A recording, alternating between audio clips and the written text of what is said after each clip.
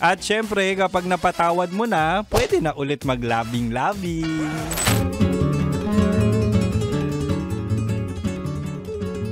Diba nga sabi ko kanina, ibibigay ko ang 3 rason para ikaw ay magpatawad. Diba?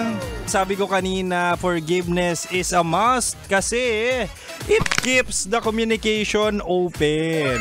Diba? Ito yung sinasabi ko kanina na pag nagpatawad ka, ito ay isang reset button. Hindi para makalimutan yung kasalanan, hindi para makalimutan yung pagkakamali, kundi i-open yung door para pag-usapan ang nangyaring insidente. Wow! At syempre, kapag napatawad mo na, pwede na ulit maglabing-labing.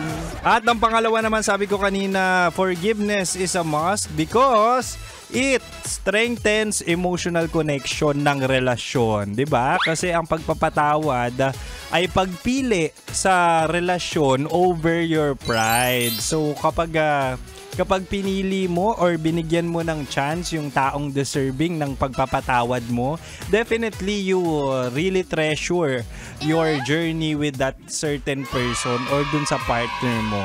Kaya naman, dumako na tayo sa ating pangatlo't panghuli. Forgiveness is a must kasi it brings peace. Totoo lang, di ba? Not just sa relationship, kundi sa sarili mo na rin, 'di ba? Hindi mo kailangan dalhin ang bawat away nyo ng jowa mo habang buhay.